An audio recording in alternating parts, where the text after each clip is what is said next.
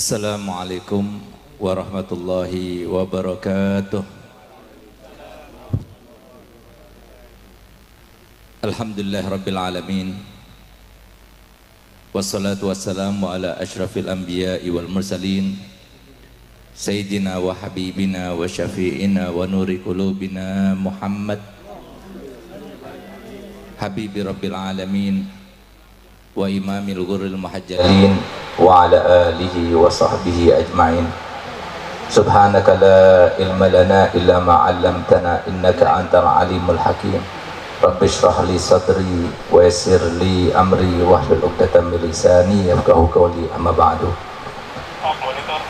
Yang sama-sama kita muliakan, kita cintai dan kita ta'zimkan para habaib anak cucu Nabi Muhammad sallallahu alaihi wasallam, yang keberadaan mereka di antara kita menjadi sebuah anugerah untuk umat ini sekaligus ujian atas umat ini.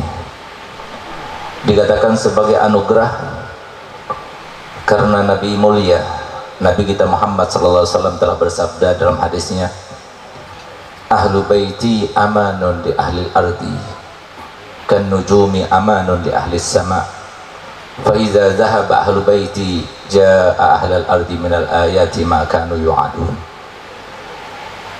Keluargaku, kata Nabi Muhammad, adalah juru aman bagi penduduk bumi. Maka tatkala mereka semuanya sudah tidak ada lagi di muka bumi, maka akan terjadi kepada mereka seperti yang dijanjikan Allah Ta'ala terkait dengan perkara-perkara hari kiamat. Sekaligus merupakan sebuah ujian karena mencintai mereka adalah barometer keimanan dan ketakwaan.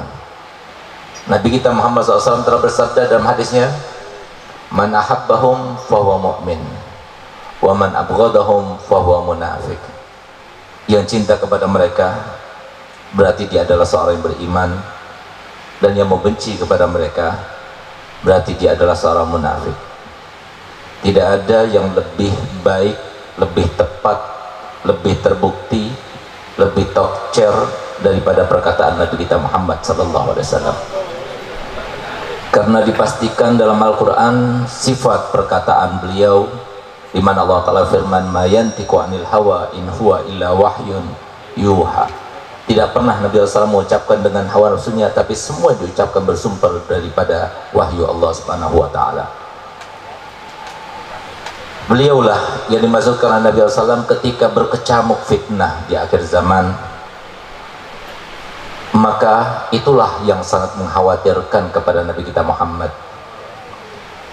Maka Nabi sebagai Rasul yang paling cinta dan paling rahmat kepada umat, beliau berwasiat dengan wasiat yang diriwayatkan di dalam hadis Imam Muslim, yang tentunya hadis yang paling kuat di dalam Islam setelah hadis riwayat Imam Bukhari, di mana Nabi SAW bersabda, innama ana mur'un magbud yushiku ayyati ya rasul rabbi fa ujibu wa ana tarikum fikum astaqalain ma in tamassaktum bihima lan tadillu ba'di abada. Kitab Allah fil huda wan nur fastamsiku bihi wa itrati ahli baiti uzakkirukumullah fi ahli baiti uzakkirukumullah fi ahli baiti uzakkirukumullah fi ahli baiti. Yang artinya, aku ini adalah manusia biasa, mungkin sebentar lagi akan datang utusan daripada Tuhanku untuk menjemputku, dan aku mengiyakan. Tapi jangan khawatir untuk kalian, aku tinggalkan kepada kalian dua hal. Jika kalian berpegang teguh dengan keduanya, kalian tidak akan tersesat selama-lamanya sampai kita meninggal dunia. Yang pertama adalah Al-Quran. Di sana ada petunjuk, di sana ada cahaya. Dan yang kedua adalah keluargaku, keturunanku. Aku ingatkan kalian kepada keturunanku, aku ingatkan kalian kepada keturunanku, dan aku ingatkan kalian kepada keturunanku. Semoga kita termasuk mencintai mereka, sehingga kita termasuk disampaikan oleh Imam Ibn Hajar, yang cinta kepada habaib zuriat Nabi Muhammad SAW, dia akan mendapatkan 3 hal di dunia sebelum di akhirat. Yang pertama, akan bahagia hidupnya. Yang kedua akan berkah hartanya, dan yang ketiga akan meninggal dunia dalam keadaan husnul khatimah. Amin amin ya rabbal alamin.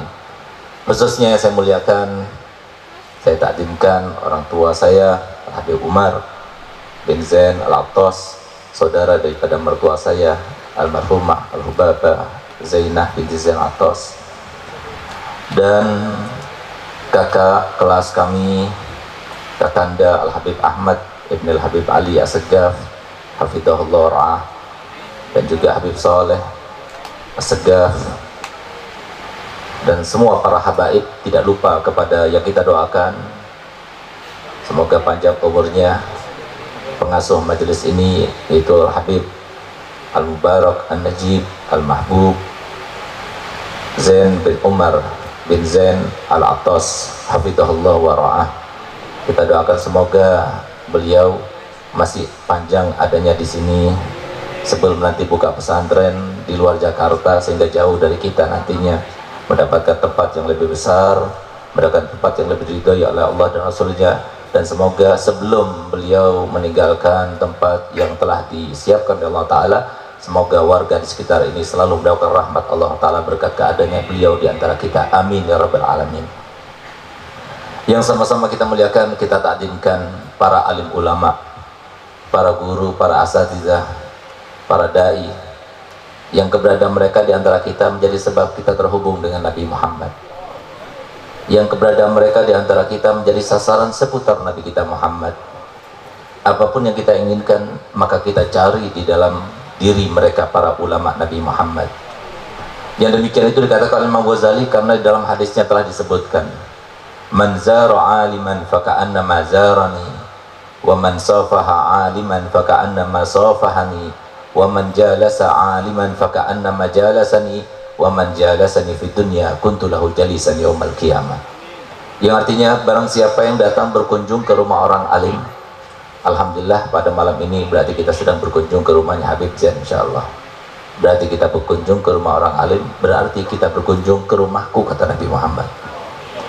Barang siapa yang bersalaman dengan orang alim, maka seakan-akan dia itu bersalaman denganku. Dan barang siapa yang duduk-duduk bersama orang alim, maka seakan-akan dia itu duduk-duduk bersama aku. Alhamdulillah di atas panggung banyak para ulama, berarti kita pada malam ini sedang duduk-duduk bersama Nabi Muhammad. Lalu apa kata Nabi Muhammad? Barang siapa yang banyak duduknya dengan ulama di dunia, maka kelak nanti di akhirat akan menjadi teman duduknya Nabi Muhammad. Semoga kita semuanya termasuk dijadikan Allah Ta'ala sebagai teman duduknya Nabi Muhammad, sehingga kita termasuk yang mendapatkan syafaat Nabi Muhammad. Amin amin ya rabbal alamin. Khususnya yang berhadir Guru Kiai Haji Syarif Manhaji, dan juga semua para kiai. Mohon maaf saya tidak sebutkan satu persatu karena belum mengenal dengan nama masing-masing, tanpa mengurangi rasa hormat kami kepada mereka semuanya selaku penyambung lidah Nabi Muhammad SAW. Yang saya muliakan, saya hormati saudara-saudara kami kaum muslimin, kaum muslimat rahimakumullah. Alhamdulillah, patut kiranya, bahkan wajib atas kita semuanya untuk memanjatkan puja dan puji syukur kita kehadirat Allah Subhanahu wa Ta'ala, karena pada malam ini kita mendapatkan anugerah yang sangat besar berupa taufik dan hidayah, inayah serta riayah, sehingga kita semuanya datang ke tempat majelis yang semacam ini. Ini bukan majelis biasa, ini majelis yang agung.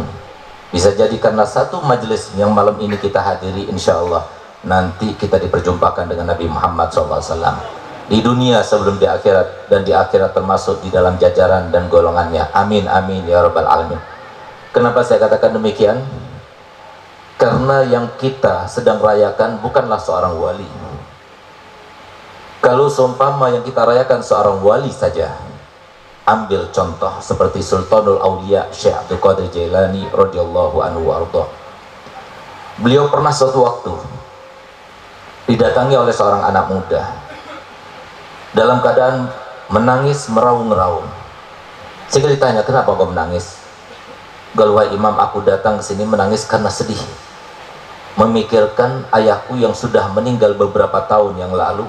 Aku semalam bermimpi 3 kali berturut-turut dalam keadaan diazab dalam kuburnya.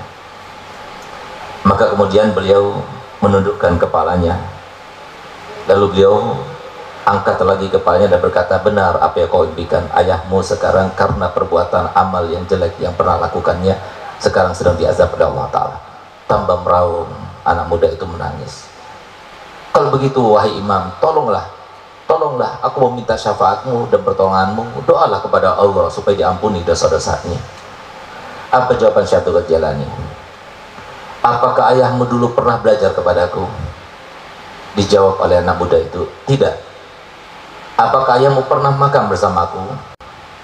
Dijawab oleh anak muda itu, tidak. Apakah ayahmu pernah bersalaman denganku? Dijawab oleh anak muda itu, tidak juga. Ditanya lagi, apakah ayahmu pernah jalan di depan rumahku? Maka dijawab lagi, tidak. Maka kemudian Syekh Abdul Jailani menundukkan lagi kepalanya, lalu dia mengangkat kepalanya, ya aku dapatkan jalannya sekarang. Ternyata ayahmu itu cinta kepada seseorang dan orang itu cinta kepadaku. Dari situlah aku bisa beri pertolongan padanya. Subhanallah, malam berikutnya dia tidur, ayahnya diimpikan di dalam tidurnya dalam keadaan sudah berubah, dalam keadaan nikmat, dalam keadaan sudah diberikan kenikmatan dan segala kenikmatan dalam kuburnya. Dan beliau berkata, terima kasih wahai anakku, berkat kamu meminta doa kepada Syekh Abdul Jailani, Allah telah meringankan segala macam azabku, bahkan digantikan dengan segala kenikmatan. Kalau ini terkait dengan seorang wali, ini terkait dengan seorang nabi yang kita rayakan. Ibu-ibu yang dengan anaknya meninggalkan rumahnya, dengan susah payah menjaga anaknya, dengan susah payah ibu-ibu tersebut mendiamkan ketika nangis, ditinggalkan rumahnya, ditinggalkan keluarganya, para panitia yang mengatur jalan, para panitia yang masak-masak, semuanya tidak ada lain, bukan bertujuan untuk membantu Habib Zain, bukan. Tujuannya semua yang datang ke sini, yang meninggalkan semua rutinitas, masing-masing aktivitas, masing-masing hobi, masing-masing semuanya, tidak ada lain karena ingin mengungkapkan rasa cinta kita kepada Nabi Muhammad. Apakah kemudian kita akan pulang dalam keadaan hampa, tidak mendapatkan apapun juga? Padahal Allah telah berfirman kepada Nabi Muhammad, laulaka ya Muhammad ma khuliqatil aflaq. Kalau bukan karena kamu wahai Muhammad, maka aku tidak akan ciptakan semua alam semesta. Tidak aku ciptakan ampunan, tidak aku ciptakan sakinah, tidak aku ciptakan surga dan neraka, tidak aku ciptakan semuanya kecuali karena Nabi Muhammad. Dan alhamdulillah Nabi Muhammad itulah yang sedang kita rayakan, yang semuanya senang, gembira, bahagia karenanya. Beliaulah yang telah pernah bersabda dalam hidupnya, ana khairu mukafi, fa in ahsana ahadukum ila ahadin falam yukafihu fa ana ukafihu yaumal qiyamah. Ya, artinya aku ini adalah manusia yang paling pandai membalas jasa. Kalau seumpama ada di antara kalian yang berbuat baik kepada orang lain lalu tidak mendapatkan balasan daripada orang lain tersebut, jangan khawatir, aku yang akan membalaskannya untuk kalian kelak nanti di hari kiamat. Kalau itu dikatakan Nabi Muhammad terkait dengan orang lain yang berbuat baik kepada orang lain lalu orang lain itu tidak membalasnya, bagaimana kalau kita semuanya datang, panitia semua datang mengatur, yang semuanya kita meninggalkan aktivitas semuanya untuk Nabi Muhammad, apakah kita tidak akan mendapatkan balasan daripada Nabi Muhammad? Hasya wa kalla. Insya Allah tidak ada seorang pun di antara kita meninggalkan tempat ini kecuali semua hajatnya dikabulkan, dosanya diampunkan. Yang sudah waktunya dapat jodoh, belum dapat jodoh, Allah berikan. Yang belum mendapatkan keturunan, semoga Allah tentukan.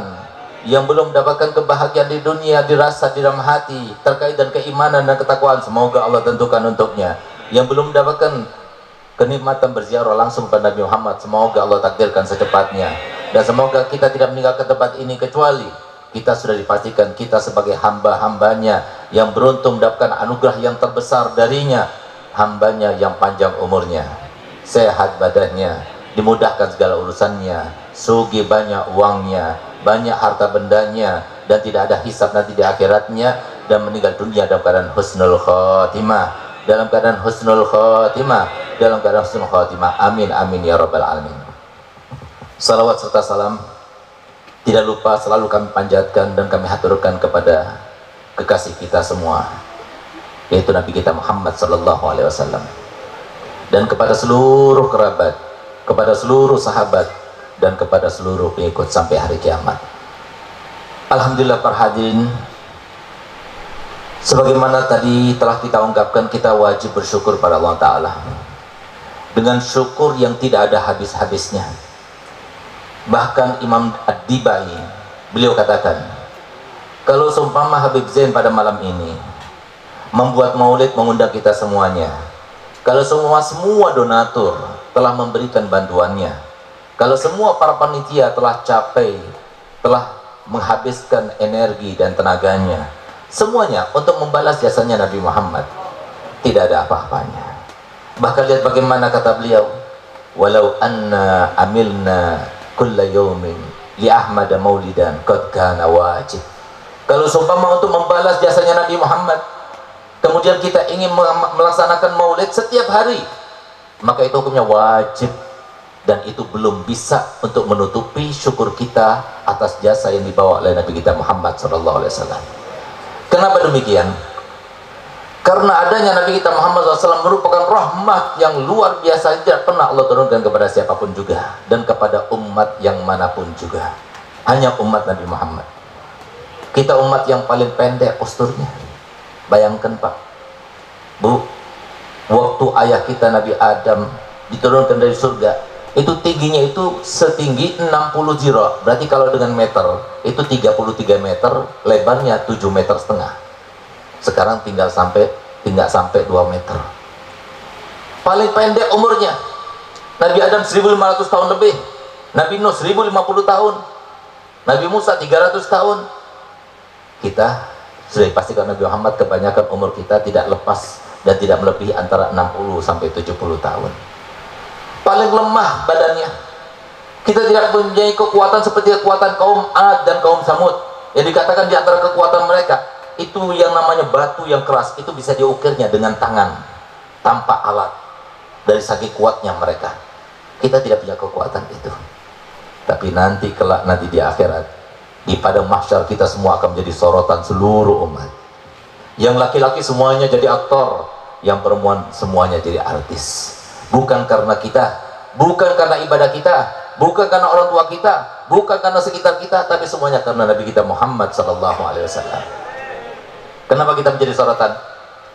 Yang pertama, ketika Allah sudah membangkitkan kembali seluruh manusia dari awalnya sampai akhirnya di padang mahsyar, ternyata lebih banyak yang membangkang daripada yang taat. Marah Allah, murka Allah, sehingga dipanggil para nabi-nabi yang berjumlah 124.000 nabi, dipanggil para rasul-rasul yang berjumlah 300 lebih, semuanya dipanggil. Apakah kalian tidak menyampaikan amanatku? Apakah kalian tidak sampaikan mandatku? Apakah kalian tidak menyampaikan dakwahku? Maka mereka mengatakan, ya Rabb, engkau lebih tahu, kami sudah sampaikan semuanya. Itu adalah sebuah pengakuan. Mana buktinya kalau kalian sudah pernah menyampaikan kepada umat? Maka kemudian mereka mengatakan, ya Rabb, bukti dan saksi bahwasanya kami semua telah menyampaikan dakwah kami adalah umatnya Nabi Muhammad.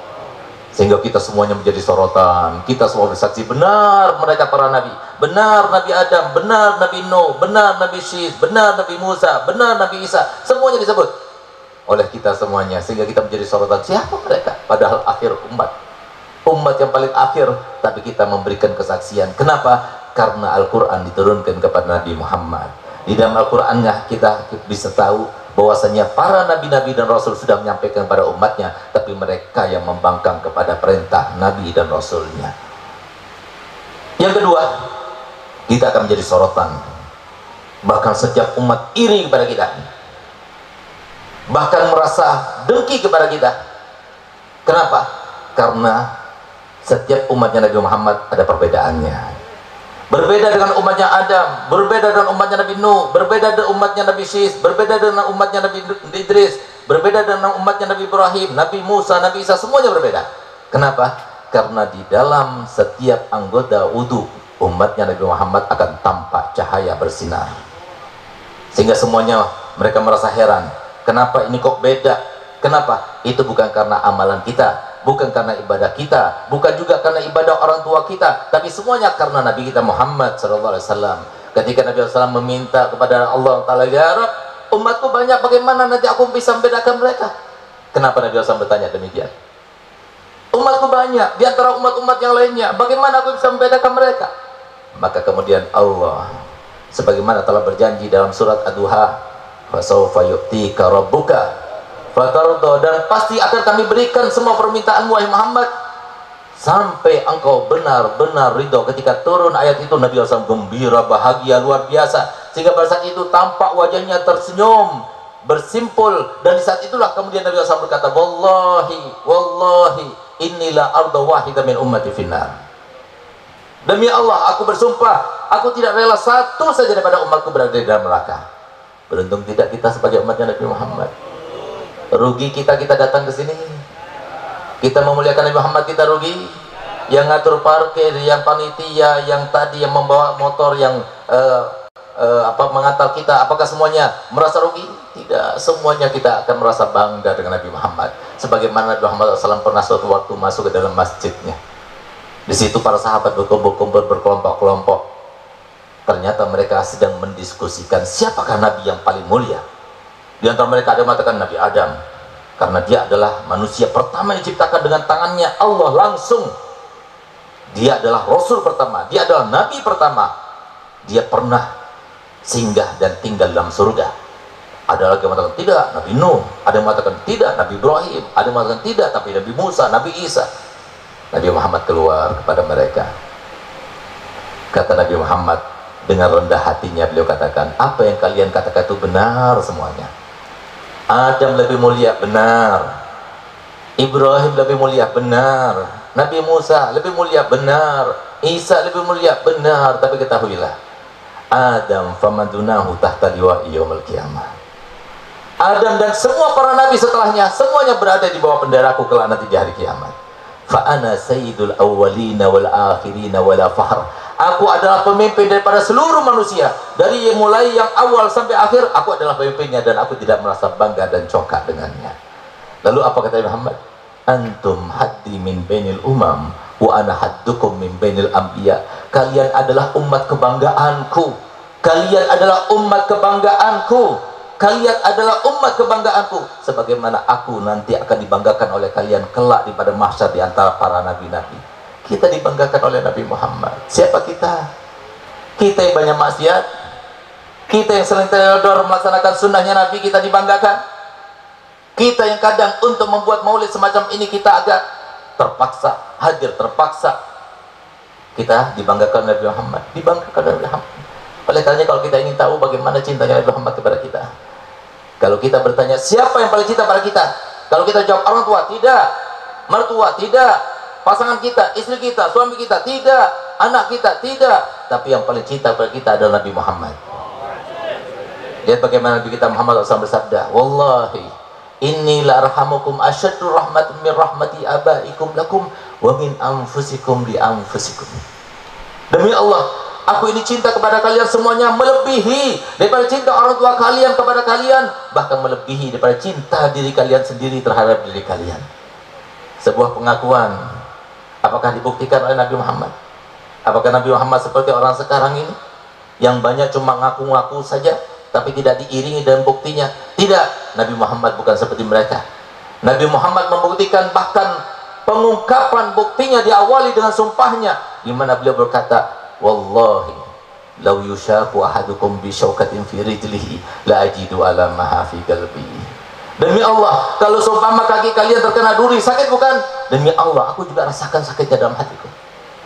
Ada di antara kita ketika kaki kita terkena duri, kemudian orang tua kita menjerit, istri kita menjerit, anak kita menjerit, tidak ada seorang pun. Nabi Muhammad juga merasa sakit kalau kita merasa sakit di badan kita. Nabi Muhammad bahkan sesuatu yang menjadi kesempatan baginya, bagi keluarga, semuanya tidak digunakan, semuanya untuk umatnya. Sudah lupa kita?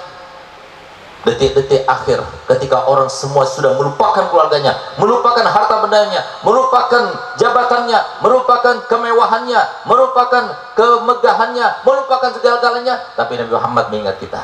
Kapan itu? Ketika sakaratul maut, ketika sudah diizinkan malaikat Israel untuk masuk, satu-satunya Nabi dan Rasul yang diberikan tawaran untuk tetap berada di dunia, untuk tetap tinggal bersama umatnya sampai kapan dia mau, atau akan berpindah kepada Allah SWT, hanyalah Nabi Muhammad yang diberi pilihan. Maka kemudian Nabi Muhammad memilih untuk berkumpul dengan Allah, Ar-Rafiqul A'la, Ar-Rafiqul A'la, Ar-Rafiqul A'la. Ketika Nabi Muhammad sudah memilih, mulailah malaikat Israel untuk mencabut nyawa Nabi Muhammad.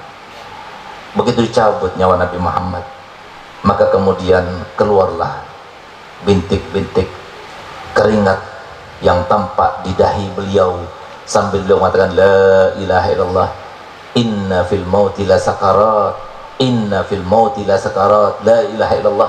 Ternyata dalam kematian itu ada rasa sakit. Di saat itulah ketika beliau merasakan sakit sampai keluar keringat di atas dahinya, di saat itulah yang diingat bukan keluarganya tapi umatnya. Beliau bertanya kepada malaikat Israel, ya Israel, nanti kalau seumpama umatku nanti meninggal, apakah mereka juga merasakan seperti aku rasakan ini? Maka dijawab oleh malaikat Israel, ya Rasulullah, yang kamu rasakan itu wahai Nabi, itu sudah diringankan beribu-ribu kali lipat. Umatmu akan merasakan lebih daripada yang kamu rasakan. Nabi Muhammad begitu mendengar itu, dalam keadaan sakit tetap beliau angkat tangannya. Ada dua riwayat yang didoakan oleh Nabi Muhammad. Yang pertama, Nabi Muhammad berkata begini, ya Rab, kalau begitu jadikan separuh rasa sakit kematian yang akan dirasakan oleh umatku semuanya aku yang merasakannya. Bahkan dalam riwayat yang lainnya Nabi Muhammad berdoa, ya Allah, jadikan semua rasa sakit yang akan dirasakan oleh umatku, biarkan aku yang menanggungnya. Lihat bagaimana cintanya Nabi Muhammad kepada kita, sehingga banding-bandingkan apa yang kita korbankan sekarang pada malam ini. Habib Zain mengorbankan apa? Pantas dengan pengorbanan Nabi Muhammad. Panitia pengorbanannya bagaimana? Pantas dengan pengorbanan Nabi Muhammad. Para donatur pengorbanannya bagaimana? Pantas dengan pengorbanannya Nabi Muhammad. Semua datang dari jauh, telah mengorbankan energinya, waktunya, semuanya pantas dibandingkan dengan pengorbanan Nabi Muhammad. Kita lihat suatu waktu Nabi Muhammad sedang bermunajat kepada Allah, sholat, lalu berdoa. Di dalam munajatnya beliau itu menangis dan menangis. Sebagaimana katakan oleh Imam Suyuti, demi Allah, Nabi Muhammad tidak pernah menangis kecuali untuk umatnya. Sebagaimana Nabi Muhammad tidak pernah tersenyum, tidak pernah gembira, tidak pernah bahagia kecuali untuk umatnya. Subhanallah, Nabi Muhammad menangis. Ternyata ketika beliau itu sedang munajat, apa yang dimintanya? Dengarkan baik-baik, lihat bagaimana cintanya Nabi Muhammad untuk kita semuanya. Apa kata beliau? Ya Allah, jadikanlah aku sebagai yang mewakili seluruh umatku ketika nanti engkau hisab mereka. Jadikan aku yang mewakili mereka ketika engkau hisab mereka semuanya. Sehingga kemudian Allah bertanya, Gal ya Muhammad, kenapa kau minta semacam itu? Maka dijawab oleh Nabi Muhammad, Gal ya Rabb, aku memintanya karena aku takut jika salah satu daripada mereka nanti dihisab olehmu dan ternyata tidak bisa mempertanggungjawabkannya, maka dia akan malu di depan umat-umat yang lainnya. Aku tidak mau dia malu di depan umat-umat yang lainnya. Biarkan aku yang menanggung malunya mereka semuanya. Sebanding dengan apa yang kita lakukan, nggak ada apa-apanya. Bahkan Nabi kita Muhammad SAW, sesuatu yang menjadi kesempatan untuknya pun tidak digunakan. Tidak ada seorang nabi pun yang berjumlah 124.000 nabi. Tidak ada seorang rasul pun yang berjumlah 313 rasul. Semuanya itu kecuali diberikan kesempatan berdoa, dan pasti kabulkan doanya dengan 3 kali kesempatan berdoa. Semua para nabi telah menggunakannya kecuali Nabi Muhammad. Ketika ditanya oleh sahabat Nabi, kenapa kau tidak menggunakannya ya Rasulullah? Maka dijawab, aku simpan untuk umatku kelak nanti di padang mahsyar. Semuanya untuk kita, dipikirkan untuk kita. Kesempatan yang zahir, kesempatan yang batin, kesempatan dunianya pun juga diberikan untuk kita. Kita ingin bukti bagaimana kesempatan yang harusnya didapatkan oleh Nabi Muhammad. Kenapa Nabi kita Muhammad SAW satu-satunya Nabi, satu-satunya Rasul yang paling cinta Allah Ta'ala, yang mendapatkan tawaran dengan sodoran kunci kekayaan dunia. Kalau seumpama Nabi SAW menerima kunci kekayaan dunia tersebut, maka Nabi Sulaiman di bawahnya, maka Nabi Allah Yusuf di bawahnya, maka Nabi Allah Daud di bawahnya, maka nabi-nabi yang mendapatkan kekuasaan yang luar biasa pada zamannya, semuanya di bawahnya. Kemanapun Nabi Muhammad berada, disitulah kekayaan dunia, kekayaan bumi itu akan tampak dan keluar untuk menunjukkan dirinya kepada Nabi Muhammad untuk supaya digunakannya. Tapi ketika kunci kekayaan itu disodor kepada Muhammad, ditolaknya. Kata Muhammad, biarkan aku menjadi seorang hamba biasa. Satu hari aku kenyang, satu hari aku lapar. Di saat aku kenyang, aku bersyukur kepadamu ya Rabb. Di saat aku lapar, aku memohon kepadamu ya. Sampai-sampai dari saking dia itu menanggung dan tidak mau menggunakan kesempatan. Sekarang bagaimana kita mengungkapkan rasa cinta kita pada Muhammad? Padahal Nabi kita Muhammad SAW tadi telah disebutkan oleh MC kita bahwasanya Nabi SAW bersabda, wallahi la yu'minu ahadukum hatta akuna ahabba ilaihi min waladihi wa min walidihi wa minan nasi ajmain.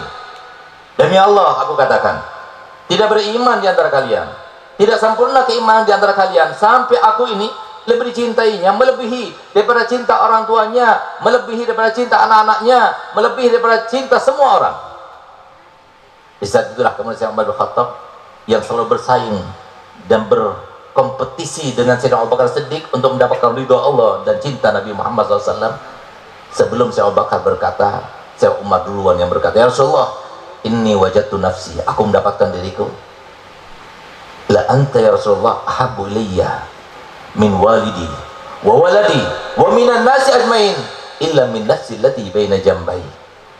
Ya Rasulullah, aku dapatkan sekarang ini engkau lebih aku cintai, melebihi daripada ayahku, melebihi daripada anakku, melebihi daripada semua orang. Engkau masih lebih aku cintai, lebih daripada mereka. Cuma satu saja, tidak melebihi daripada cinta diriku sendiri kepada diriku. Ungkapan yang luar biasa. Tapi ternyata apa kata Nabi Muhammad ketika mendengar komentar Nabi pernyataan Sayyidina Umar bin Khattab? Apakah terasa cukup? Nabi Muhammad berkata, la ya Umar, laisa hakadha sya'nul mu'min. Tidak wahai Umar, bukan seperti itu seorang mukmin itu. La yu'minu ahadukum hatta akuna ahabba ilaihi min walidihi wa waladihi wan nasi ajmain wa min nafsihi allati baina jambayhi. Tidak beriman di antara kalian sampai aku lebih dicintainya, melebihi daripada orang tuanya, melebihi daripada anak-anaknya, melebihi daripada semua orang, bahkan melebihi daripada dirinya sendiri, baru dia itu akan sempurna keimanan kita. Oleh karenanya Pak, kenapa Nabi Muhammad mengatakan demikian? Karena barometer kebaikan semuanya di dalam diri Nabi Muhammad. Siapa di antara kita sekarang yang ada di acara ini, di tempat yang penuh barokah ini, yang paling banyak mengingat Nabi Muhammad, yang paling banyak menyebutkan nama Nabi Muhammad, yang paling selalu berada di dalam ingatannya Nabi Muhammad, maka dia yang paling bahagia, maka dia yang paling bertakwa, maka dia yang paling beriman. Karena barometer semua kebahagiaan, semua kemuliaan, semuanya di dalam diri Nabi kita Muhammad SAW. Tidak ada seorang pun di antara kita Pak tanpa disadari rahmat yang kita dapatkan, kebahagiaan yang kita rasakan, nikmat berupa istri, berupa anak, berupa keluarga, berupa harta benda, berupa jabatan, semuanya pintu utamanya adalah Nabi kita Muhammad SAW. Tapi ternyata apakah kita telah menelusuri diri kita benar-benar berada di dalam ranah yang diinginkan oleh Nabi? Ini yang menjadi permasalahan sekarang ini. Kita lihat di negara kita semrawut, yang namanya ekonomi kayak begini, keamanan kayak begini, Indonesia kurang bermartabat, kurang berdaulat. Kenapa ini? Jangan kita katakan, oh ini karena pemerintahnya. Tidak. Allah yang berkehendak. Kalau Allah berkehendak sesuatu, tidak ada yang bisa merubahnya, walaupun pemerintahnya bagaimana. Oleh karenanya, kalau kita ingin merubah Indonesia menjadi baldatun thayyibatun wa rabbun ghafur, sebenarnya nggak perlu kita rubah pemerintahannya, nggak perlu.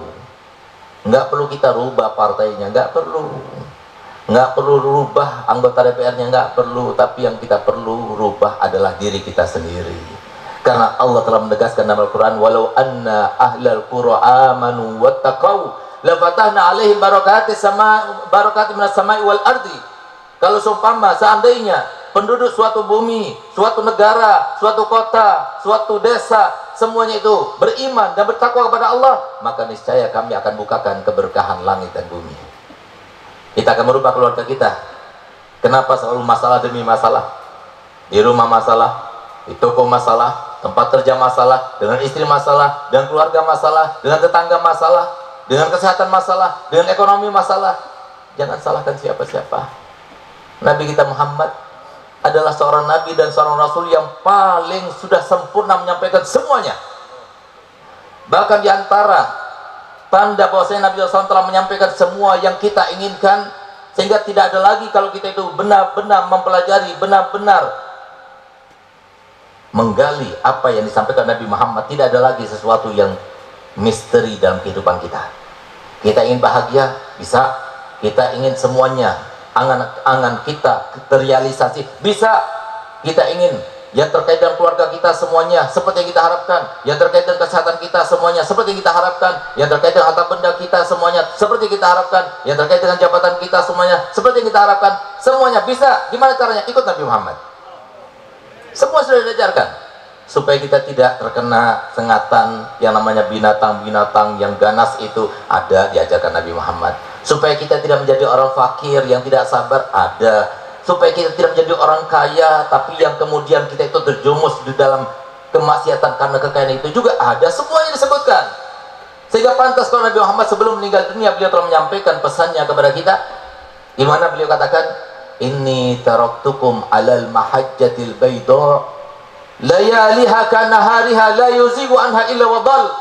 Aku tinggalkan kalian wahai umatku dalam keadaan amanah yang telah diberikan mandatnya di atas pundakku sudah aku serahkan dan sudah aku beberkan, sudah aku jelaskan, sudah aku terangkan, sudah aku ajarkan semuanya kepada kalian. Tidak ada seorang pun yang melenceng daripada jalan ini kecuali dia pasti akan tersesat. Semua diajarkan. Bahkan kata Nabi Muhammad seperti apa? Kalau seumpama syariat dan dibawa Nabi Muhammad ingin dipermisalkan, maka contohnya sama seperti batu putih yang tidak ada nodanya sama sekali. Mungkin bukan semua orang tahu batu putih. Banyak di antara kita yang tidak tahu batu putih itu kayak gimana. Maka kemudian Nabi SAW memperjelas lagi ibarat dan contoh daripada syariat dan dibawanya, sehingga beliau katakan, kalau kalian tahu dan bisa membedakan antara siang dan malam, seperti sekarang ini, malam apa siang, semuanya akan mengatakan ini malam. Tidak ada yang bisa mengatakan ini siang atau tidak tahu kecuali dia tidak waras. Sampai-sampai Nabi SAW mengatakan, kalau seumpama kalian tahu bisa bedakan antara siang dan malam, syariat yang aku bawa ini tidak ada malamnya, semuanya siang. Dari saking jelasnya, cuma kita yang tidak mau. Padahal kalau kita ditanya, Pak, Bu, mau bahagia hidupnya? Mau bahagia Pak, Bu? Semuanya mau bahagia. Mau ada problem dalam kehidupannya? Mau ada masalah dalam kehidupannya? Mau ada masalah dalam keluarganya? Mau sakit? Semuanya tidak mau. Mau bencana? Mau musibah? Semua tidak mau. Tapi kenapa kita itu tidak berjalan di ranah yang diajarkan Nabi Muhammad? Sudah jelas. Ikut Nabi Muhammad senang. Cuma kenapa banyak orang sekarang ini banyak muskilah di keluarganya, banyak muskilah, banyak problematika kehidupannya yang sangat beragam, di dalam kesehatannya, di dalam ekonominya, di dalam pekerjaannya, di dalam status sosialnya, semuanya itu problem. Kenapa? Karena kita semuanya tidak mau mencari jalannya dengan cara yang benar. Itu yang pertama. Yang kedua, karena kita itu sudah lupa bahwasanya iblis itu pernah diperintahkan oleh Allah Ta'ala untuk datang kepada Nabi Muhammad. Sehingga ketika iblis datang kepada Muhammad, apa kata iblis? Ya Muhammad, aku datang kepada kamu karena terpaksa. Kenapa kau kata demikian? Jibril, kenapa dia mengatakan demikian? Galia, dia katakan demikian karena memang dia itu dipaksa oleh Allah Ta'ala untuk datang kepadamu, dan dia harus menjawab setiap pertanyaanmu dan harus jujur. Kalau dia nggak jujur, maka angan-angannya yang pernah dimintakan kepada Allah itu semuanya akan dibatalkan. Dipanjangkan umurnya sampai akhir, diikut sertakan ketika kita tidur, ikut serta ketika kita makan, ikut serta ketika kita kawin, ikut serta. Itu semuanya akan ditiadakan kalau seumpama dia sampai berbohong kepada Muhammad. Kalau iblis saja diwajibkan oleh Allah Ta'ala untuk supaya taat dan tidak boleh membohongi Nabi Muhammad, kenapa kita selalu membohongi Nabi Muhammad? Kenapa kita tidak percaya pada Muhammad? Lihat bagaimana iblis datang pada Muhammad, lalu ditanya oleh Nabi Muhammad terkait dengan kebaikan-kebaikan Nabi umatnya, Nabi Muhammad SAW, dan kemaslahatannya. Dijawab, dan diantara jawabannya, ingat wahai Muhammad, jangan lupa aku masih hidup dan aku akan hidup sampai hari kiamat. Jangan kau berharap umatmu akan senang hidupnya selama aku masih hidup. Selama aku masih hidup, aku jadikan mereka itu dalam keadaan susah, dalam keadaan gelisah, dalam keadaan selalu sedih, dalam keadaan selalu ditimpa masalah. Sehingga apa? Kenapa setan itu mengatakan demikian? Dengan cara apa kita ini akan ditimpakan masalah, diberikan musibah, diberikan kesedihan, diberikan masalah-masalah? Kenapa? Dengan cara apa? dengan cara bagaimana kiranya supaya kita tidak taat kepada Allah dan selalu melakukan sesuatu yang diharamkan oleh Allah. Makanya kalau ada ulama yang benar dimusuhi, kalau ada ulama yang tegas dimusuhi. Kenapa? Karena iblis ada. Selama iblis ada, selalu ulama yang benar dimusuhi. Habib Rizik dimusuhi, ulama-ulama yang soleh dimusuhi, sampai ulama sendiri mau untuk merendahkan diri. Karena apa? Setan masih ada. Pilihan, hidup itu pilihan. Mau bahagia bisa, mau sengsara bisa, terserah. Kenapa? Yang berlaku di muka bumi ini bukan sistem yang dibuat oleh Amerika, bukan oleh Cina, bukan oleh pemerintah, bukan yang manapun, bukan. Tapi sistem yang berlaku di muka bumi adalah sistemnya Allah yang menciptakan langit 7 itu, yang menciptakan bumi dengan 7 lapisnya, menciptakan manusia dengan segala macam bentuknya, yang menciptakan angin, yang menciptakan api, yang menciptakan semuanya, yang tidak pernah satu kali pun, sedetik pun yang tidak ada kerjaannya. Kulla yaumin huwa fisyan. Itulah sistem yang berlaku di muka bumi. Pak, Bu, kita ini bukan hidup di akhir zaman berarti hidup untuk pertama kali. Tidak, kita ini hidup di akhir zaman harusnya banyak belajar. Karena apa? Allah Ta'ala sudah menegaskan dalam Al-Quran, tilkal ayyam nudawiluha bainan nas. Hari-hari itu terus kami akan berikan, akan gulirkan kepada kalian. Sebagaimana terjadi pada zaman Nabi Adam, akan terjadi juga seperti sekarang ini. Seperti yang terjadi pada Nabi Musa pada waktu itu, terjadi juga pada zaman ini. Semua yang seperti itu ada. Tinggal kita itu berkiblat, baca Quran, datang pada ulama yang berikan tahu, ini jangan dilakukan, jangan, nanti kamu susah. Dosa jangan dilakukan, nanti kamu susah. Oleh karenanya Pak, Bu, dengarkan baik-baik. Ada pintu utama yang dilakukan oleh setan yang sekarang ini sedang bergerilya. Kita sekarang bukan berada di bawah pengaruhnya Nabi Muhammad. Iya, sekarang di majelis ini di bawah pengaruh Nabi Muhammad, tapi di luar sana dan di kebanyakan sana. Bahkan saya pernah dikagetkan dengan suatu pertanyaan yang sangat mengejutkan. Di mana? Dan ini merupakan sebuah pesan kepada seluruh para dai, seluruh para kiai, seluruh para alim. Ada seorang yang intelek, bahkan dia itu seorang dokter. Dia bertanya kepada saya, Bib, saya mau bertanya, Bib, yang pernah datang kepada kiai, kepada alim, kepada habib, yang pernah hadir majelis, pernah hadir maulid seperti sekarang ini, hadir maulid di mana-mana, yang di Monas, yang di mana-mana. Kalau kita bandingkan se-Indonesia yang berjumlah 230 juta muslim, dari sekian banyak itu, Beb, yang hadir haul, yang mondok pesantren, yang bekas mondok pesantren, yang alumni, itu berapa jumlahnya, Beb? Berapa persen dari keseluruhan jumlah penduduk Indonesia muslim itu? Coba lihat. Bagaimana saya tidak kaget, saya tidak pernah terpikirkan ini adalah sesuatu yang harusnya kita pikirkan. Berapa persen? Kita lihat, Masya Allah, di Habib Zain saya kira yang hadir cuma 100 orang, ternyata sampai sekian. Nggak bakal percaya kita, kaget kita, bahkan pada itu juga kaget. Semoga makanannya cukup, amin, dan barokah insya Allah, amin, membawa keberkahan bagi umat semuanya insya Allah, amin ya rabbal alamin. Sehingga saya katakan, saya tidak tahu. Sudah ada meneliti? Ada, Bib. Sampelnya ada. Diambil dari mana? Dari semua provinsi. Pada waktu itu 32 provinsi. Berapa jumlahnya? Ternyata jumlah yang pernah nyantri, para alumninya, yang pernah hadir majelis taklim, majelisnya Habib Zain, majelisnya tempat-tempat yang lain, Nur Mustafa, majelis Nur Kasaf, majelis-majelis yang lainnya itu, semuanya se-Indonesia, itu cuma 15%.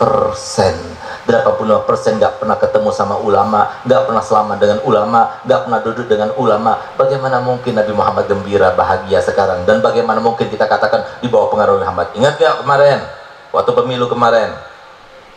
Pasti yang ada di sini kita yakin, oh menang, nggak mungkin kalah, nggak mungkin. Kenapa? Karena kita selalu bandingkan dengan yang selalu banyak. 212 berapa? 12 juta. Tapi 12 juta dari 230 juta berapa, Pak? Hanya 15%. Ini yang membuat Nabi SAW sedih, dan ini yang menyebabkan akhirnya Indonesia utangnya banyak. Padahal semua kekayaan ada di Indonesia. Jangan salahkan pemerintahnya. Kalau nggak utang, bangkrut negara ini. Ya sudah begini. Harus begini sudah. Siapapun yang jadi presidennya harus seperti itu. Tapi kalau kita ingin merubahnya, mudah. Bagaimana? Kita ikut kepada Al-Quran tadi. Semuanya beriman, semuanya bertakwa. Setiap orang di antara kita harus menyampaikan pesannya Nabi Muhammad. Kenapa? Tidak ada satu orang pun daripada umat Nabi Muhammad kecuali mendapatkan permintaan khusus daripada Nabi Muhammad. Begitu lahir sebagai umat Nabi Muhammad, dapat permintaan khusus daripada Muhammad. Nabi Muhammad tidak pernah minta dunia. Nabi Muhammad tidak pernah minta harta benda. Nabi Muhammad tidak pernah minta jabatan. Nabi Muhammad tidak pernah minta pertolongan apapun kecuali satu. Apa kata Muhammad? Balighu anni walau ayah. Sampaikan dariku walaupun hanya satu ayat. Sampaikan dariku. Sampai kepada mereka. Enggak bakal selamat. Sebagaimana saya sampaikan. Ayo sampaikan semuanya. Enggak bakal selamat, Pak. Bapak-bapak, ibu-ibu punya anak semuanya. Hidup di akhir zaman yang penuh dengan fitnah seperti ini. Ada fitnah HP, ada fitnah internet, ada fitnah TV. Kemudian kita akan selamat daripada fitnah-fitnah tersebut. Enggak bakal selamat. Kecuali salah satu daripada 3 golongan saja yang selamat. Camkan baik-baik. Siapa mereka? Yang satu yang belajar di pesantren, selamat. Insya Allah selamat. Yang kedua, yang belajar di madrasah-madrasah diniyah seperti Jakarta tadi, ada Astaqofa dan yang sepertinya, selamat. Yang ketiga, yang hadir-hadir majelis taklim itu, selamat. Yang dekat pada ulama itu, selamat. Tapi selain daripada 3 itu, nggak bakal selamat. Kenapa? Pakai logika kita. Gunakan logika kita. Banyak di antara kita kalau dikatakan bodoh marah. Tapi kalau dikatakan pintar senang. Tapi masa iya sih kita itu pintar? Setiap orang itu kan kita sudah sepakati. Setiap anak, setiap orang yang dewasa, istri kita, anak kita, orang tua kita, saudara kita, semuanya itu tidak mungkin mendapatkan suatu pengetahuan, ya, kecuali berdasarkan apa yang dia dengar, apa yang dia baca, apa yang dia pelajari. Baru kemudian masuk ke dalam pikirannya. Baru kemudian dia tahu, oh ini bahaya, ini salah. Oh ini baik, oh ini buruk.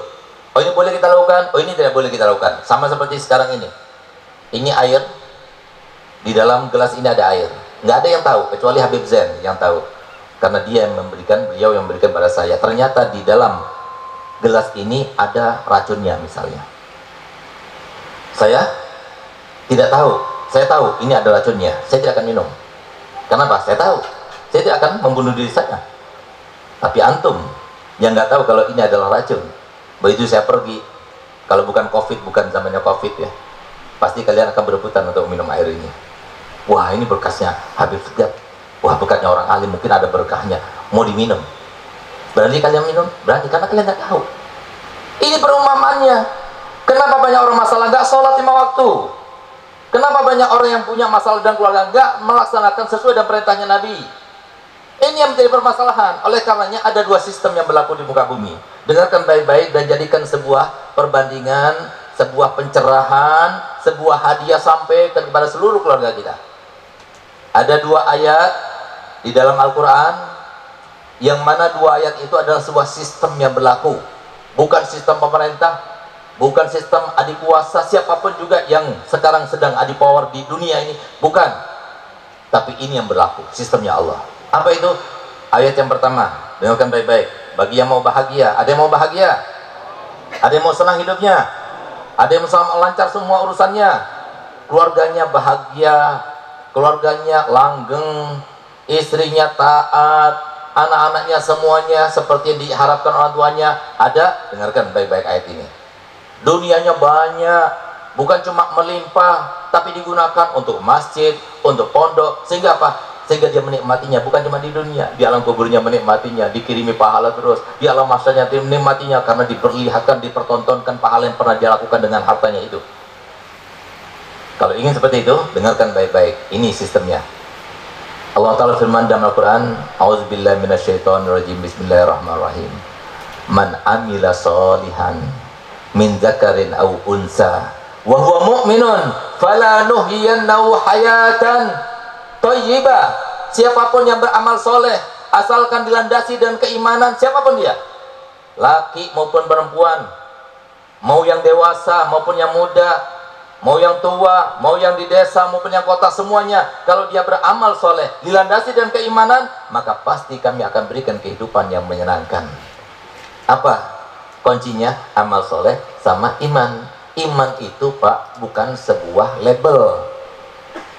sebuah cap, bukan. Iman itu adalah sebuah pencapaian, sama seperti pejabat. Orang itu nggak bisa menjadi pejabat, bukan semua orang menjadi pejabat, bukan semua orang menjadi orang kaya, bukan semua orang menjadi orang alim. Itu pencapaian, harus kita berusaha, harus kita berkorban, kita keluarkan energi sampai kita menjadi seorang pejabat, sampai kita menjadi orang kaya, sampai kita menjadi orang alim. Sama iman juga seperti itu. Kalau kita mau jadi beriman, ya gampang. Gimana caranya? Datang pada ulama, masukkanlah kita dalam pesantren, masuklah kita dalam madrasah-madrasah diniyah. Pondok pesantren sekarang ijazahnya ada, ijazahnya bisa digunakan untuk mencalonkan diri sebagai presiden juga bisa. Saya katakan demikian bukan berarti saya itu memusuhi pendidikan formal, tidak Pak. Saya sendiri seorang formal, bahkan saya besok pagi jam 6 harus pulang ke Surabaya. Kenapa? Karena jam 8 pagi itu ada akreditasi. Saya seorang rektor, S1 saya di Dalwa, S2 saya di Unsuri Surabaya, S3 saya di UIN Malang, alhamdulillah sudah selesai 3 tahun dengan predikat cum laude, dan satu lagi di UTM Malaysia, alhamdulillah disertasi tinggal kita sidangkan, sidang terbuka. Saya mencari itu semuanya, saya mencari gelar. Untuk apa saya cari gelar dokter? Untuk menjadi seorang dosen? Tidak. Saya cuma ngajar di institut saya, Institut Agama Islam Dalwa. Saya mencari gelar dokter itu untuk sebagai senjata dakwah, Pak. Kalau saya mengatakan demikian, nggak bakal selamat. Camkan baik-baik kata-kata saya. Nggak bakal selamat anak-anak kita daripada fitnah akhir zaman, daripada narkoba, daripada HP, daripada internet, daripada perempuan, daripada WTS, daripada semua yang ada sekarang ini, kecuali bagi mereka yang telah mengadopsi ilmunya Nabi Muhammad dalam hati. Nggak bakal bahagia hidupnya, nggak bakal sukses hidupnya. Kenapa? Kesuksesan itu diukur oleh Allah, dan Allah yang menciptakan manusia, Allah yang mengukur semua batasan-batasan manusia, Allah pula yang menyampaikan. Apa kata Allah Ta'ala? Kullu nafsin za'iqatul maut wa innama tuwaffawna ujurakum yawmal qiyamah faman zuhziya 'anil nar wa udkhilal jannah faqad faz. Orang sukses itu bukan orang yang jadi presiden, tidak. Orang presiden itu yang paling banyak sumpahnya itu presiden, Pak. Yang paling banyak masalahnya itu presiden. Yang paling banyak pikirannya itu presiden. Yang paling banyak pikirannya itu orang kaya. Justru yang paling senang, paling bahagia itu yang nggak ada beban. Itu yang paling senang, paling bahagia. Bukan, Pak. Tapi kalau kita ingin benar-benar mendapatkan kebahagiaan yang seutuhnya, yang mana Allah Ta'ala itu maha adil. Kalau semua Allah Ta'ala tidak maha adil, kenapa manusia itu Allah ciptakan berlainan ragam bentuknya dan wajahnya?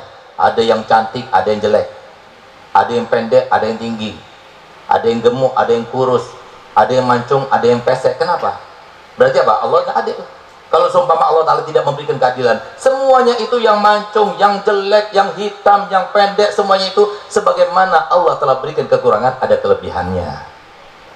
Sebagaimana yang cantik ada kekurangannya, yang tampan ada kekurangannya, yang mancung ada kekurangannya. Semuanya diberikan nikmatan. Bahkan Allah Ta'ala dengan adanya memberikan rasa bahagia itu untuk semua.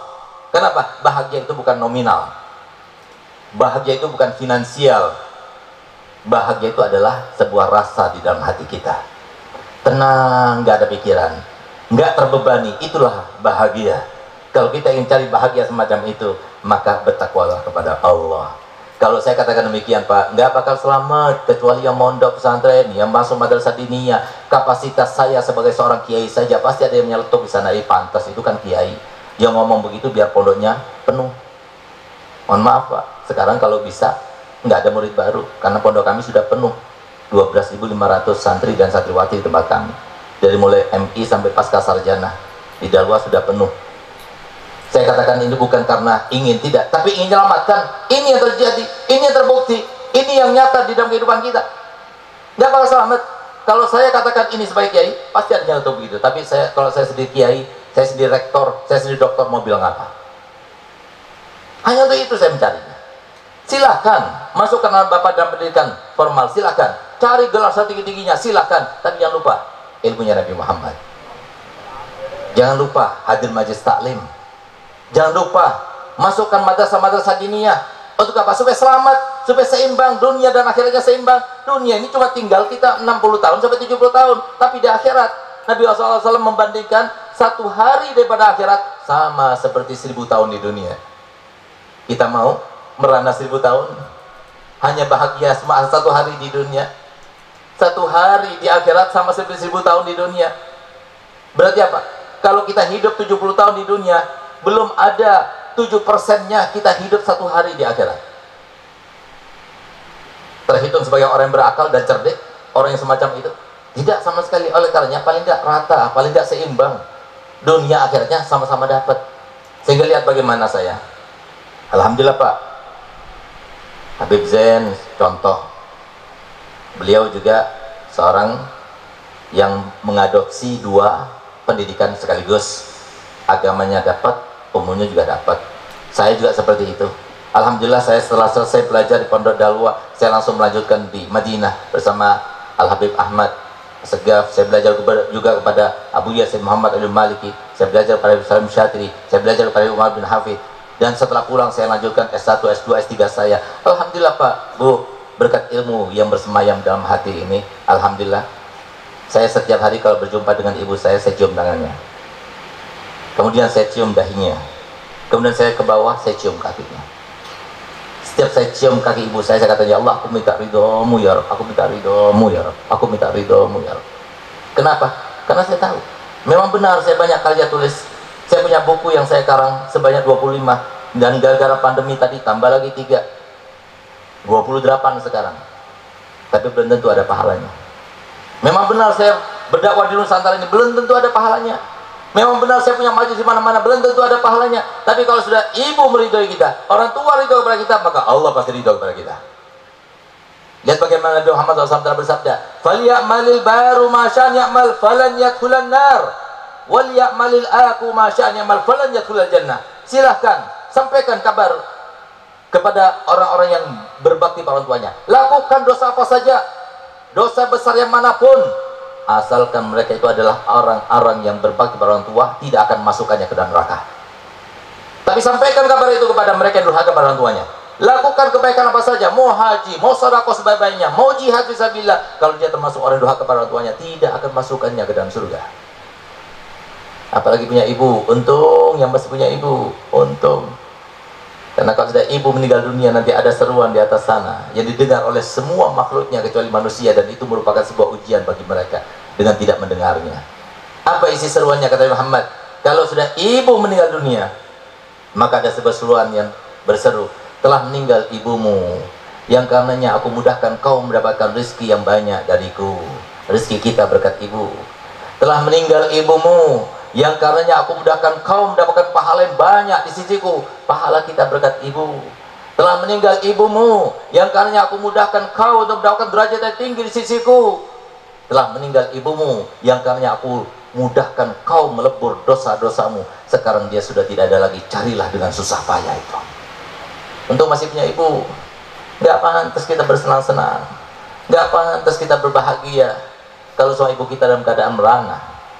Jangan sampai kita mendahulukan istri kita ketimbang ibu kita. Siapa istri kita? Istri kita orang lain. Ibu kita yang capek, ibu kita yang merawat kita, ibu kita yang capek di dalam mengasuh kita dulu. Tidak pernah dia merasa jijik dengan kotoran kita. Dia yang menyuapi kita, dia yang tidak mau makan kecuali setelah anaknya makan. Kemudian setelah kita itu tua, kemudian kita mendapatkan seorang istri yang tadinya orang lain, kemudian kita akan mengutamakan istri kita daripada ibu kita. Sekarang banyak Pak, Bu, buktinya gampang saja. Baru-baru ada survei yang mensurvei, kenapa sebanyak 85% orang tua tidak mau tinggal bersama anak laki-lakinya. 85% orang tua tidak mau tinggal bersama anak laki-lakinya. Kenapa? Itu karena iba yang besar daripada orang tua. Kenapa? Karena ketika ayah dan ibu itu tinggal bersama anak laki-lakinya, si anak laki yang suami itu dalam keadaan repot antara mengutamakan istrinya dan ibunya. Sementara sekarang 85% suami-suami apa kata istrinya. Ini yang terjadi. Tapi subhanallah, 15% mau orang tua tinggal bersama anaknya kalau dia itu anak perempuan. Kenapa? Karena anak perempuan di rumah suaminya bagaikan ratu. Anak perempuan di rumah suaminya bagaikan ratu. Bukan ibunya yang ratu, tapi anaknya yang perempuan. Ini adalah calon-calon penghuni neraka yang semacam ini. Na'udzubillah. Hati-hati. nggak bakal diterima syukur kita pada Allah, ibadah kita pada Allah, apapun bentuknya, kalau kita termasuk yang mencelakai dan melukai perasaan orang tua. Hati-hati kalau kita sebagai laki-laki, dari mulai kita lahir sampai kita meninggal, hak yang paling besar orang tua. Alhamdulillah, berkat ilmu yang saya pelajari daripada guru-guru kami, alhamdulillah kami berlima telah bersumpah di antara saudara kami untuk tidak mengatakan tidak. Demi Allah, walaupun itu nyawa yang diminta oleh ibu saya akan berikan. Saya berdoa semoga ibu saya yang panjang umurnya, jangan saya. Ketika ibu dalam keadaan tua semacam ini, sedihnya luar biasa. Bahkan kami 8 bulan lamanya nggak menerima tamu, nggak pergi kemana-mana, semuanya karena untuk menjaga saya punya ibu. Takut sampai terpapar dan sebagainya, semua karena ibu. Kenapa? Karena saya mengagungkan ibu, karena adalah ilmu Nabi Muhammad ada di dalam hati. Ibu adalah azimah. Kami kerahkan, habiskan uang kami semuanya untuk membangun rumah ibu saya yang sekarang seperti istana. Semuanya untuk ibu. Kenapa? Ibu, segagalnya untuk ibu. Tapi nanti kalau sudah meninggal ibu ayah kita, mau cari di mana? Mau bangga dengan apa kita? Habis sudah. Tinggal kita melihat bagaimana ibu kita pada kita. Kalau ibu kita sudah ridho kepada kita, semuanya Allah ridho kepada kita. Dunia akan gelontorkan untuk kita. Ibadah akan mudah untuk kita jamah. Tadi kalau sudah orang tua, sudah nggak enak dalam hatinya. Mentang-mentang dia itu alim, mentang-mentang dia itu kaya. Dari mana ilmunya itu? Dari mana kekayaannya dia dapat itu? Kalau bukan orang tua dulu. Orang tua yang berjuang, orang tua yang berkeringat, orang tua yang berdoa, orang tua yang berangan-angan, orang tua yang berharap. Sekarang kita campakkan begitu. Kita lihat kan, bagaimana ceritanya seorang anak yang dilaporkan kepada Nabi Muhammad oleh anaknya. Ayahnya dilaporkan kepada Nabi Muhammad. Anaknya datang kepada Nabi Muhammad dan berkata, "Ya Rasulullah, aku mengadukan ayahku." "Kenapa?" "Ayahku telah mengambil sebagian daripada hartaku." Panggil Bilal. Bilal panggil ayahnya, suruh kemari. Datang ayahnya. Kemudian kita panggil oleh Nabi, ditanya. Sebelum Nabi SAW bertanya, Jibril datang kepada Nabi Muhammad. "Ya Rasulullah, nanti ketika ayahnya datang, tanyakan dengan apa yang ada di dalam hatinya, yang terlintas dalam hatinya. Tanyakan apa yang terlintas dalam hatinya." Datang orang tuanya, ditanya, "Wahai fulan, telah datang kepada aku anakmu, telah mengadukan terkait dengan pengaduannya bahwasanya engkau mengambil hartanya." "Benar." "Iya ya Rasulullah, tapi aku mengambilnya untuk makanku, sekedar makanku dan makan bibit-bibitnya ya Rasulullah. Bukan itu aku bertanya. Aku ingin bertanya tentang apa yang terlintas dalam hatimu." Saat itulah kemudian dia itu sambil menangis dan dia berkata, "Demi Allah ya Rasul, aku tidak berjumpa denganmu kecuali bertambah keimanan dan ketakwaanku. Demi Allah aku simpan, tidak ada seorang pun yang tahu apa yang terlintas dalam hatiku kecuali Allah. Dan engkau telah bertanya tentang itu. Demi Allah terlintas dalam hatiku seperti ini ya Rasulullah." Beliau melantunkan syair yang begitu panjang, yang isinya, "Anakku, dulu waktu engkau kecil, engkau lemah, engkau tidak mampu, engkau tidak berdaya. Aku kuat, aku cukupi semua kebutuhanmu. Aku yang bekerja, aku yang berkeringat, aku yang berkorban, aku yang berjuang. Aku berharap engkau menjadi seorang anak yang sukses, bukan seperti aku. Aku yang berjuang, aku yang berdoa. Ketika engkau sakit, aku tidak tidur. Aku tidak bisa tidur. Walaupun paksakan aku tidur, aku tidak bisa tidur. Padahal aku sangat yakin yang namanya ajal itu kalau sudah datang waktunya, pasti akan sampai dan tidak akan ada siapapun yang bisa menjaganya. Tapi aku tidak bisa tidur.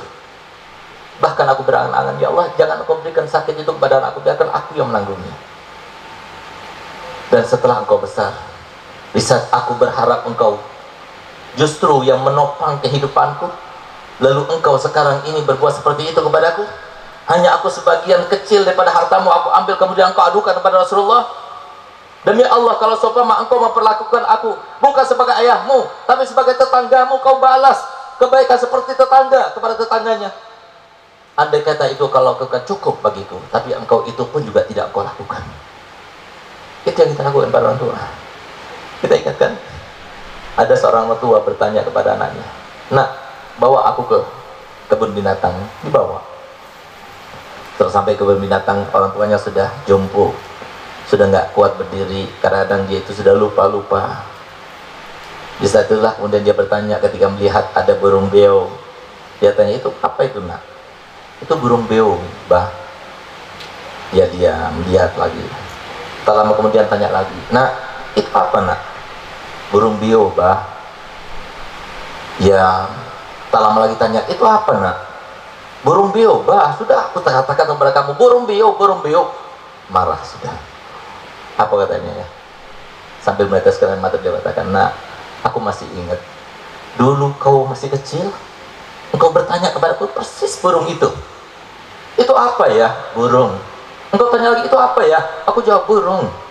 Engkau tanya lagi, apa itu ya? Burung. Dan aku masih ingat dan menghitungnya sebanyak 56 kali engkau bertanya padaku. Aku jawab, itu burung beo. Dan aku hanya bertanya 3 kali, kemudian engkau memarahiku. Itu seorang anak pada orang tua. Kenapa banyak semacam itu? Karena mereka tidak pernah dididik. Dan bagaimana didikan Nabi Muhammad SAW, dia tidak pernah merasakan bagaimana kehangatan seorang ayah kepada anaknya, bagaimana kehangatan seorang ibu kepada anaknya. Tapi beliau mengatakan bahwasanya ridallah fi ridal walidain wa sakhatallah fi sakhatihimah. Itu dikatakan Nabi Muhammad, walaupun Nabi Muhammad tidak merasakan itu. Ketika Nabi Muhammad ada satu orang yang datang ingin berjihad fisabilillah, maka ditanya oleh Nabi, kamu punya orang tua? Gak, iya. Pergilah orang tua, berbaktilah pada orang tua, itu lebih baik daripada jihad fisabilillah. Padahal Nabi Muhammad tidak pernah merasakan kehangatan kedua orang tua. Oleh karena pantas kalau anak kita tidak bisa melakukan apa yang harus dilakukan dan diperintahkan Nabi Muhammad, karena mereka tidak ada yang mengajari, tidak ada yang menyampaikan bagaimana Sayyidina Ali Zainal Abidin yang dipuji oleh Nabi Muhammad, yang setiap harinya beliau melaksanakan sholat 1000 rakaat. Tapi ketika ibunya memasakkan makanan untuknya, yang saudaranya sudah meninggal semuanya, dipenggal kepalanya ketika berperang bersama ayahnya Sayyidina Husain di peperangan Karbala. Tinggal satu anaknya, Sayyidina Ali Zainal Abidin. Beliau memasak untuknya. Setelah dihidangkan hidangan-hidangan yang bermacam-macam beliau masak, Sayyidina Ali tidak memakan kecuali yang diambilkan oleh ibunya. Sehingga beliau katakan, Ali, engkau ambil makanan itu, aku memasak untukmu, kenapa kau tidak makan? Maaf ibu, bukan aku tidak mau makannya, aku ingin makan semuanya. Tapi kalau seumpama aku ambil salah satu daripada lauk pauk itu, dan ternyata lauk pauk itu sudah ada di dalam hatimu untuk kau mengambilnya, berarti aku terhitung sebagai orang durhaka pada orang tua. Nggak pernah anak kita dengarkan semacam ini. Nggak pernah anak kita dengarkan seperti yang diucapkan oleh Habib Ali Habsyi Sayyidul Maulid, yang kita baca tahu di maulidnya. Dia berkata pada ibundanya Syarifah Alawiyah, nggak pernah dia itu mengatakan tidak kepada ibunya seumur hidup, bahkan tidak pernah permintaannya sekalipun ditolaknya, walaupun itu berat untuk dilaksanakannya, sampai dia sendiri tahu bahwasanya Habib Ali Habsyi tidak mau bisa melaksanakannya, baru dimaafkan oleh ibunya. Nggak pernah dia mengatakan tidak kepada ibunya, selalu menghibur ibunya. Bahkan beliau katakan, aku Ali Habsyi menjadi seperti ini semua karena seorang wanita. Siapa dia? Syarifah Alawiyah, ibundanya. Beliaulah yang berkata pada ibunya, Bu, aku ini bukan anakmu, Bu. Aku ini bagaikan budakmu. Kalau kau mau jual aku ke pasar, hasil penjualannya kau gunakan untuk hidupmu. Kau gunakan seperti yang kau suka. Kalau kau mau, pekerjakan aku. Aku ini bagaikan budakmu, bukan bagaikan anakmu. Tolong jangan anggap aku sebagai anakmu. Itu dikatakan oleh Habib, sehingga dia angkat derajatnya sangat tinggi oleh Allah Ta'ala. Oleh karena itu, bapak-bapak, ibu-ibu, ayo, kalau kita tidak cinta kepada anak kita, demi Allah, Nabi Muhammad cinta kepada kita semuanya. Kalau kita tidak cinta pada anak kita, demi Allah, Nabi Muhammad cinta pada anak kita. Jangan sampai mereka itu terpisah daripada Muhammad. Kenapa Nabi Muhammad dalam hadis selalu mengatakan, Innama ana basyarun mithlukum, aku ini manusia biasa sama seperti kalian. Karena Nabi Muhammad sama seperti kita, punya cita-cita, punya angan-angan, punya harapan. Kalau kita ingin tahu apa cita-cita Nabi Muhammad, harapan Nabi Muhammad, angan-angan Nabi Muhammad, tidak ada lain, tidak ada satupun daripada umatnya kecuali masuk surga bersama Nabi Muhammad. Kalau kita tidak cinta pada anak kita, Nabi Muhammad cinta. Jangan jauhkan daripada pengawalan Nabi Muhammad. Masukkan pondok pesantren, masuk ke madrasah diniyah. Kalau nggak mau dilakukan, hadirkan majelis taklim. Setiap ada majelis taklim, hadiri.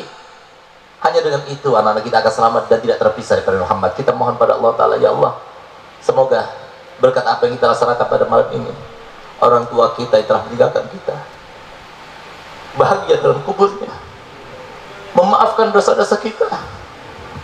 Berapa banyak telah kita lakukan ucapan, tindakan yang kita lakukan di depan orang tua kita dahulu ketika masih hidup, yang mereka marah, tidak terungkap, tidak terluap. Ya Allah, jadikan mereka sekarang ini pada malam ini mendapatkan guyuran pahalamu ya Allah, rahmatmu ya Allah, sehingga azabnya Engkau gantikan dengan pahala ya Allah, siksanya Engkau gantikan dengan kenikmatan ya Allah. Rabbana atina fid dunya hasanah, Rabbi fili walidayya warhamhuma kama rabbayani shaghira. Ya Allah, rahmatilah mereka kedua orang tua kita ya Allah, ampunilah dosa-dosa mereka semuanya ya Allah, sebagaimana mereka dulu pernah menyayangi kami ya Allah. Sekarang mereka sudah tidak ada lagi, kami tidak bisa menyambutnya, kami tidak bisa membalasnya. Paling tidak ya Allah, kalau ada amalan kebaikan yang Kau terima dari kami, terutama pada malam ini, kami ingin bahagiakan Nabi Muhammad dengan perayaan Maulid ini. Ya Allah, jadikanlah sebagian Kau terima dan Kau kirimkan kepada orang tua kami ya Allah. Bebaskan mereka daripada azab, bebaskan mereka daripada azab, bebaskan mereka daripada azab. Masukkanlah mereka ya Allah bersama Nabi Muhammad SAW, golongan Nabi Muhammad SAW yang mendapatkan syafaat Nabi Muhammad SAW. Ya Allah, lindungilah anak-anak kami ya Allah daripada fitnah akhir zaman, daripada fitnah akhir zaman yang kami sendiri, yang kami sudah dididik oleh orang tua kita, yang kami sudah dididik dengan didikan Al-Quran. Kami melihat fitnah yang begitu dahsyat luar biasa. Bagaimana nanti ketika terjadi pada anak cucu kita ya Allah, yang belum tentu mereka jadi seperti kita, mau mengidap, mau mengadopsi ilmunya Nabi Muhammad SAW. Ya Allah, selamatkanlah mereka keturunan kami ya Allah. Kami ingin hidup bersama mereka bukan cuma di dunia, kami ingin hidup bersama mereka di dunia sampai di akhirat ya Allah.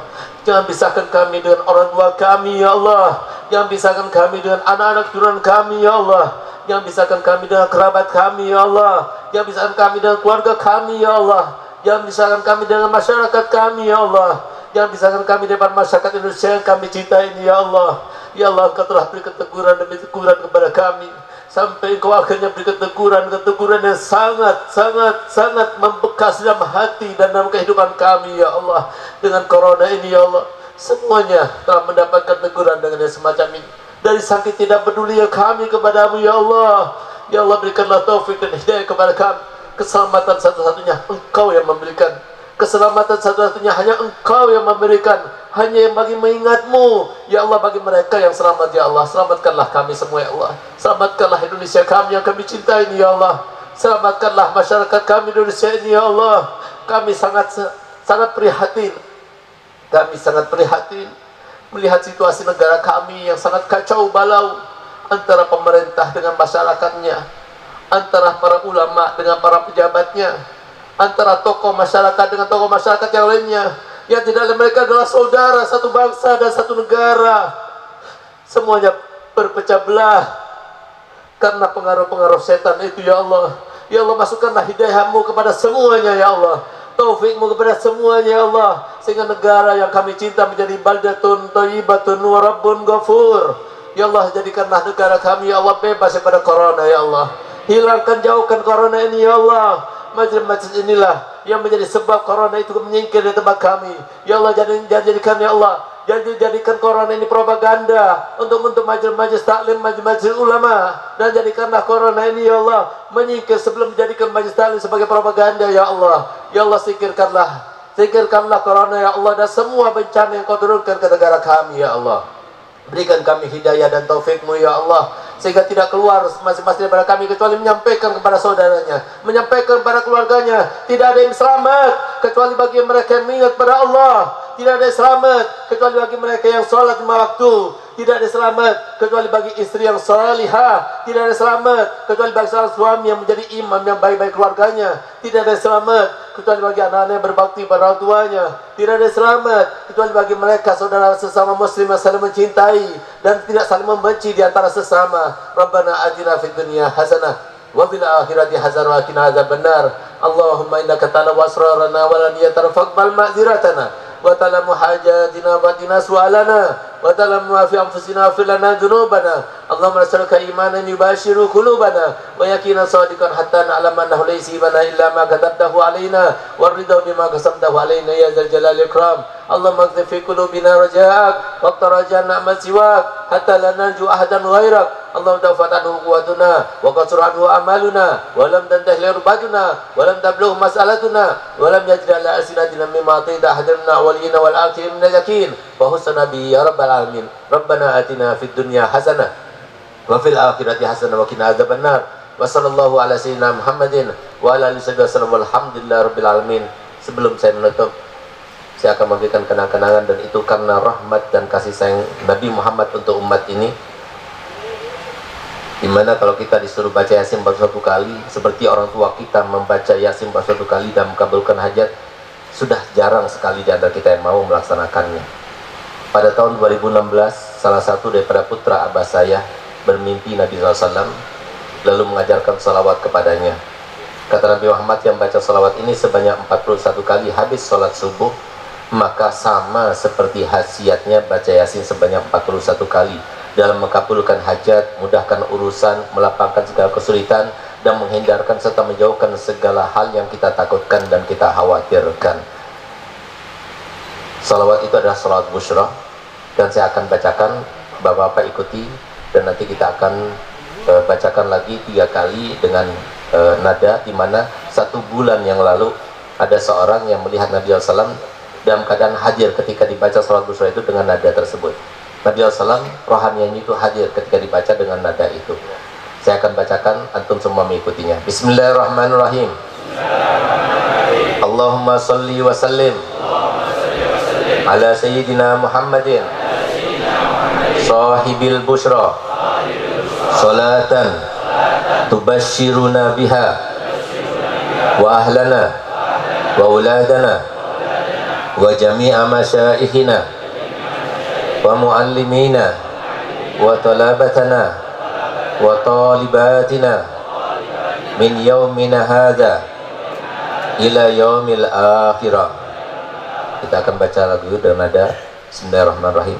Allahumma salli wa sallim ala sayyidina Muhammadin sahibil busyra salatan tubashshiruna biha wa ahlana wa auladana wa jami'a masyaikhina wa muallimina wa talabatana wa talibatina min yaumina hadza ila yaumi akhir.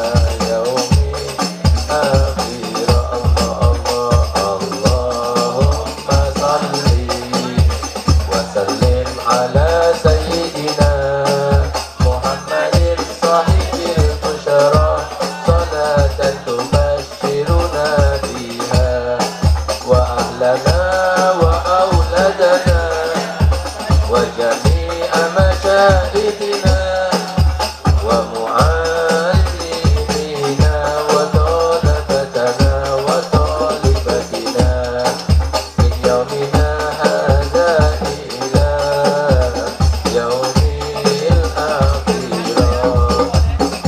Allahumma salli wa sallim ala sayyidina Muhammadin sahibil busyra salatan tubashshiruna biha wa ahlana wa auladana wa jami'a masyaikhina wa muallimina wa talabatana wa talibatina min yaumina hadza ila yaumil akhirah.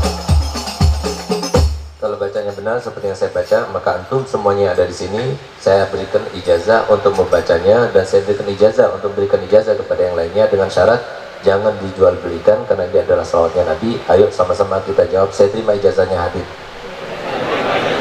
Kurang lebihnya saya mohon maaf. Wabillahi taufiq hidayah. Wassalamualaikum warahmatullahi wabarakatuh.